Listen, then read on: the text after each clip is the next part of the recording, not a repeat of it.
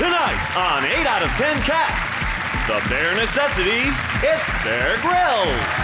Newcastle Clown, it's Chris Ramsey. And their team captain, Sean Locke. And facing them tonight, blonde bombshell, Patsy Kensit. Geordie for sure, it's Sarah Millican. And their team captain, John Richardson. Now, welcome your host, Jimmy Carr. Hello and welcome to 8 out of 10 Cats, a show about opinion polls, surveys and statistics. Did you know, for example, on average, British men spend £1,412 on an engagement ring? They would have spent less, but the grabby metal crane game at the fun fair kept losing its grip. 33% of Brits think Mount Everest is in Europe, which I'm guessing means it isn't. Bloody idiots. And 1 in 5 Brits has sent a racy text message to the wrong person. I once wrote an explicit text to my girlfriend's mum, but somehow I sent it to my girlfriend by mistake. Right, let's get started.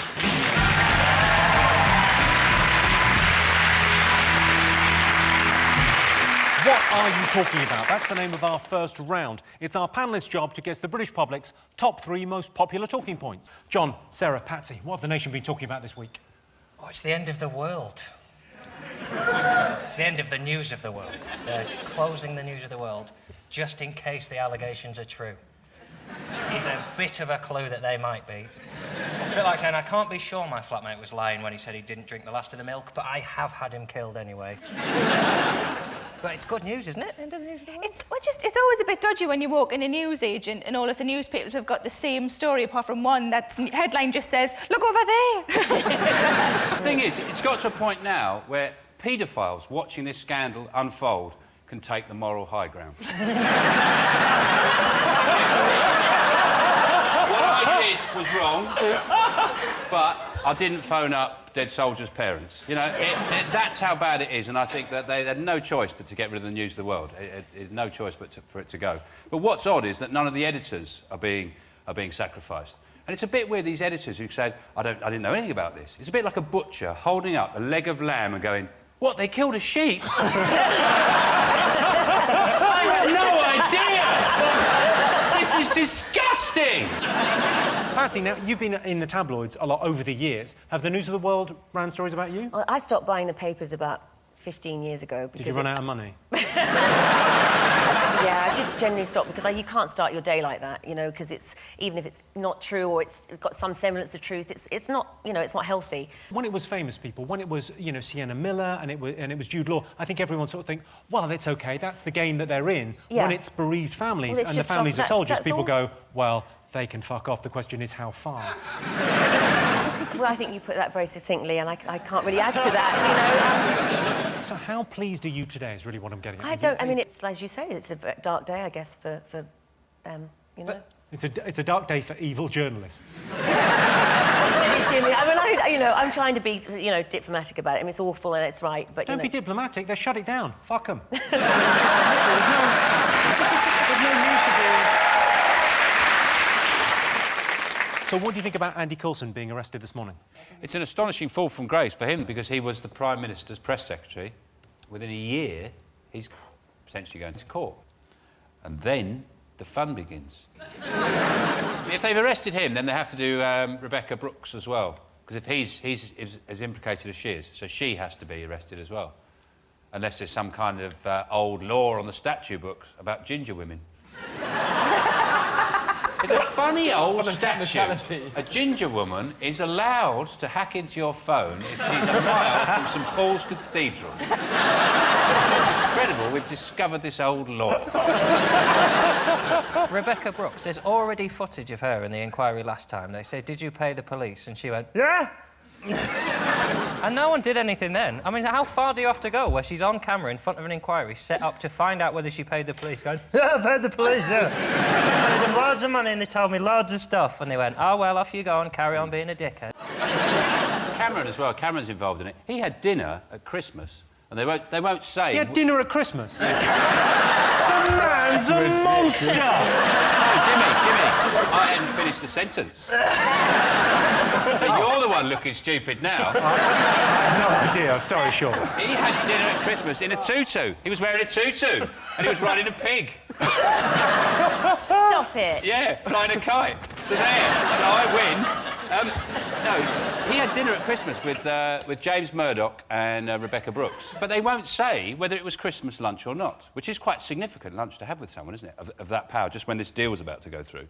But they said they won't reveal whether it was Christmas Eve, Christmas Day or Boxing Day, which just sounds so shady, doesn't it? Why would you say, where did you spend Christmas? Well, I can't reveal that. I feel it would suggest I'm a bit too close to my family, and I don't want people to know that. But I don't know why they called it the news of the world anyway, because the last thing they were interested in was news from around the world. The only thing they were interested in was tits and bums and who's been near them. I liked it. Do you think that people who used to buy it for the tits would always say that they were buying it for the news, but now you're better off saying that I only buy it for the tits?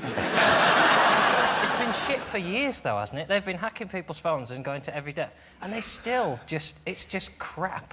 Like, and the reason it's crap is because people buy it because they give away good stuff. Like, if this weekend, if they said, we're sorry for what we did, but basically we've got Macaulay Culkin back to do another Home Alone film, and it's free in the news of the world, forgive and forget. Time to move on. And if they offered everybody who'd been hacked £10 top-up on their phone? Come on. The last one, though, what's the headline going to be of the last one this Sunday? Something really innocent, like, British plum growers report bumper harvest. See pages 4 to 9. No, man, without any advertising, it's going to be a postcard on Sunday. It's literally going to be all the advertisers have pulled out. They've all gone. Yeah. Even EasyJet have took the moral high ground. A company that... Imagine that. A company that primarily just fires slags across Europe. I think the people who'd be most pleased about this are footballers, because they can have a lie-in on a Sunday morning now. When the news of the world was around, they used to have to get up and get down the shops and buy every copy before their wife woke up. I feel a bit sorry for Ryan Giggs. He must have got so used to having people around him all the time, and he'll wake up tomorrow morning and just be nobody outside his house. Hello? I'm still an arsehole. Let's have a look and see whether the news of the world is one of the most talked about things this week. Of course. The news of the world have a massive scoop this Sunday, and they're going to use it to fill their paper with shit. Seanstein, what else have the nation been talking about this week? Kate and... Well, I don't know why they are, but apparently Kate and Wills have been in the news because they went to Canada. Yeah. What do you mean, woo?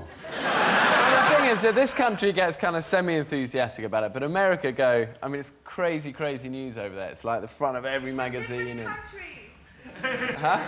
America and Canada are different. You sound exactly the same, Pet.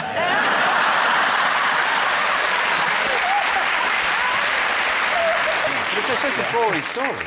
You've got the two most boring people in the world go to the most boring country. I'm sorry, but Canada is boring. Even their transvestites are women. That's how boring it is. But I liked it, there was the Canadian pop star who didn't call him the Duke of Cambridge, she called him the douche of Cambridge. Yeah, definitely, yeah. And then and apparently William looked at her, laughed. Yeah. You can imagine him going, cut off her head. Yeah. He's so dull, he wouldn't. What he'd do, he just goes, oh, I don't know. When you see Kate and Wills, you watch now, I was thinking, kick a moose or something. Kick a moose. Be rude to an Inuit, piss up against a totem pole, do something. Watching them, I just think... You're wrong, they've got so many Brits who do all of that. It's good that somebody kind of, you know, they do it right. I'm with Sean, I miss Prince Philip on these trips. Yeah, I do. It's like £1 million it costs to get them over there. £1 million to go to Canada. For £1 million, I'd want to be paintballing on the moon. Paintballing on the moon would be difficult.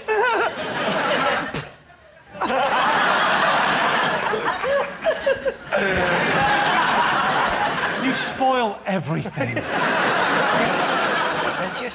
They've had to make up stuff for them to do because them doing normal things. They went to meet a tribe called the Micmac tribe, which is obviously made up. what these guys... They make their own mints, so what you need to do is get a tic-tac knick-knack from the Micmac. Micmac sounds like they're half Irish, half Scottish, doesn't it? I tell you, they're heavy drinkers. He even landed a plane on a lake, and he made that look dull. But they said that it was amazing that he landed a plane on a lake because there's only a handful of British people can actually do that. I think, yeah, because we haven't all got helicopters. It was a helicopter, wasn't it? We haven't all got lakes or helicopters. I can reverse park a Micra. They had a holiday during the middle of this tour. I was thinking, when they have a holiday, how do they know they're having a holiday? What's the difference between holiday and work? The only difference is, at the end of the day, when they're working, they go, oh, bloody hell, I'm really tired of unveiling stuff. My unveiling finger's really... Oh, dear, if I have to lift another tiny little flag over a plaque. That's the other thing as well. They're praising them for doing ordinary. Oh, it's amazing how Kate, she just went up to this girl and talked to her. As if she was like another human being that spoke the same language. It's amazing. You can't talk to girls, John, so...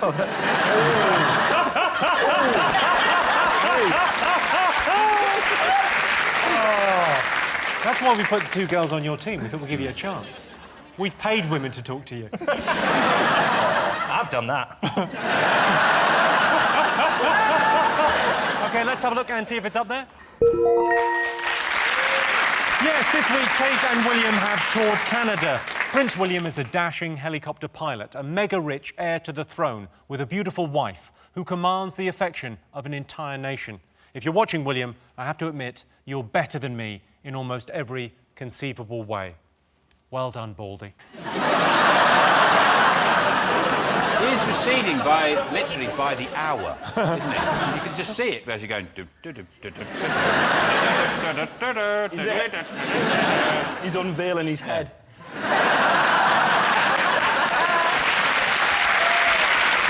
OK, one more story to get. Fingers on buzzers. Harry Potter. Ooh, are you excited about it? Well, my youngest son is. I mean, I'm excited for him, but... yeah, I mean, it's nice, good, clean fun, right? You say it's clean, but there's a raunchy kiss. Apparently so, yeah, apparently. Emma Watson says this is the most anticipated kiss in history, which is bullshit. But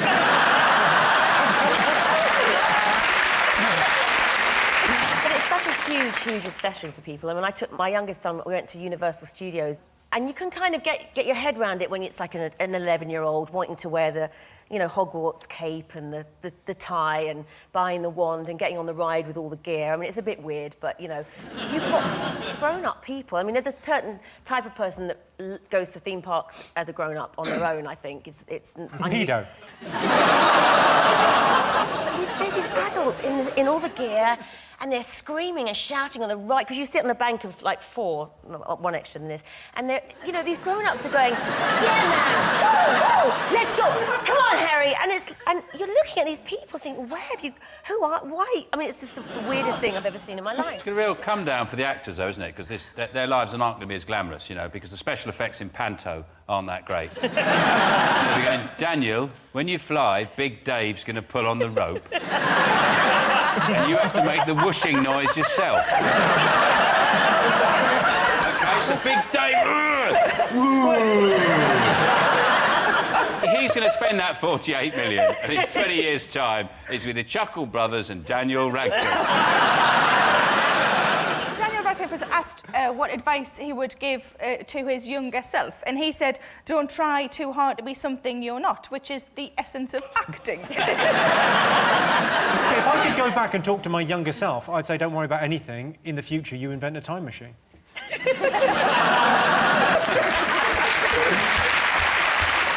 It is bad news for British industry, because one of the things you have to credit J.K. Rowling with, she insisted the films be made in this country.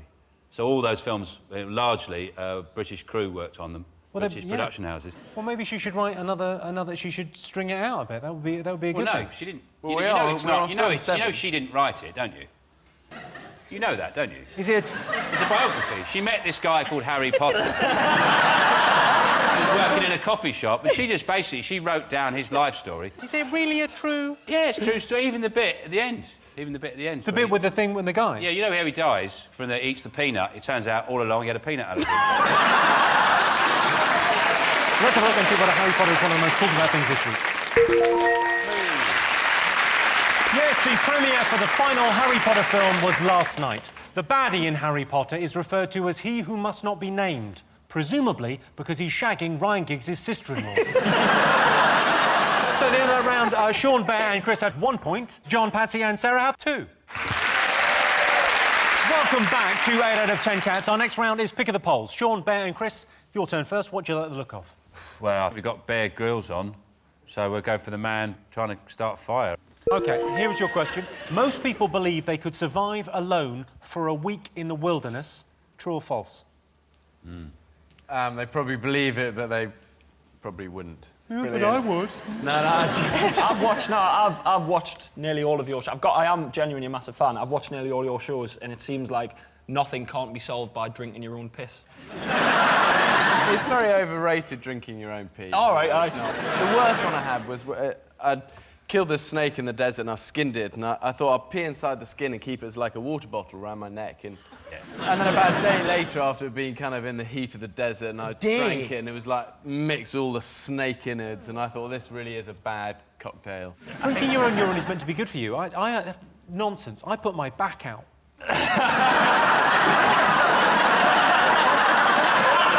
My favourite episode of your show was when you literally just got out of your helicopter. But you got over it, you walked down the hill, you found some bear poo, and you got a bit of apple out of it. And you went, oh, yeah, apple. And you washed it with your water. And you ate it immediately. I thought, you've just got off your helicopter! How are you already home? Put it in your bag! Chris, if you think that's bad, have a look at this. In hot climates, if you try to walk in the heat of the day with no water, you may last no more than 4 hours. But if it's a choice between life and death, there's a survival trick I was shown by an old ranger. One thing you can do if you're stuck out here with no water source at all is actually drink the fluid from a fresh elephant dung. Pretty disgusting, but it could save your life.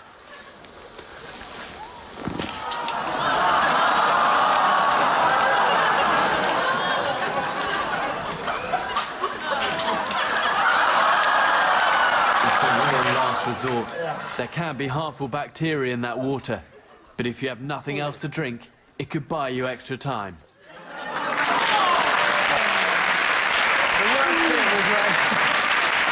The worst bit was when that lump actually did drop off, and then that wasn't meant to happen. That was the worst bit about drinking the dung water. It was a ranger who told me this, but I always think of the ranger. I bet he's seen it now on TV and go, that idiot, you believe it? It seems like an unnecessary step. I've actually written a survival book. And it's real. The unique feature about my survival book is it's edible. There it goes. Day 1, eat page 1. Eat page 2. Page 9, don't eat this, it's poisonous. And, You never seem to make any puddings. That's what always bothers me. It's always, well, I understand that you can, eat a squirrel or whatever, or, suck something's poo, but there's nothing similar to angel delight, is there? What's the worst thing you've eaten to stay alive? The worst is probably raw goat's testicles, or actually, no, big yak eyeballs was bad. No, actually, the camel intestinal fluids from a camel intestines, that was the worst. I think the eyeball would be worse for me because it'd be looking at you. Being difficult to get down. The amazing thing is it doesn't really digest, so when it comes out the other end, if it's it's... What wouldn't you do then? Would you, like those guys that went down, the plane went down in the Andes and they had to eat each other, would you eat another human being to stay alive? What a question, it's a difficult one, isn't it? I mean, you definitely would. Yes. It's not a difficult question. I think most of us go, no, I wouldn't. I'd rather die. It's a difficult question if you're a maniac. If I was with my kids and I died, I think I'd want my kids to eat me if it kept them alive. OK, so what do you think? Most people think they could survive alone for a week in the wilderness, true or false? Yeah, I think kind of people are, see it and they'd be excited to give it a go, so I think people would hope that they'd be able to survive. OK, and what do you think? I think yes. I think most people would think that they could. I think true. We think yes, true. I can tell you the answer is true. 63% of people think they could survive for a week in the wilderness. If I was lost in the wilderness, I'd stay warm by shaking with fear, and I'd get water by drinking my own endless stream of tears. Easy. And the winner is the name of our final round. Here's your first one. Best way to mend a broken heart. Kill again. What you do is you can take your passport, go to the airport, you get on the first flight, you arrive in Leeds, you phone around and go, "Ha! I'm in Leeds! Yeah! Dream on, baby." You start again. If I can make it here, I can make it anywhere. Best way to mend a broken heart. Eat cholesterol-lowering foods. No.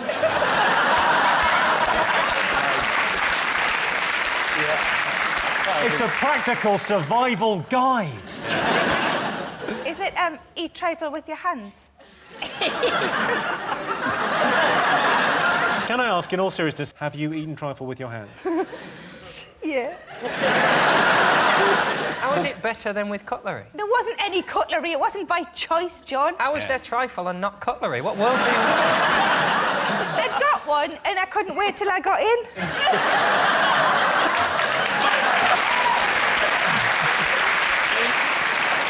Finish it.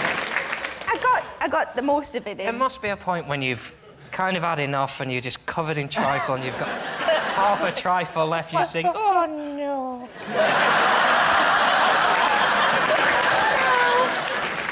In the old days, someone to get over a broken heart would join the Foreign Legion to forget. Yes. And I had split up with someone once. I wasn't that fussed, so I just became a community support officer.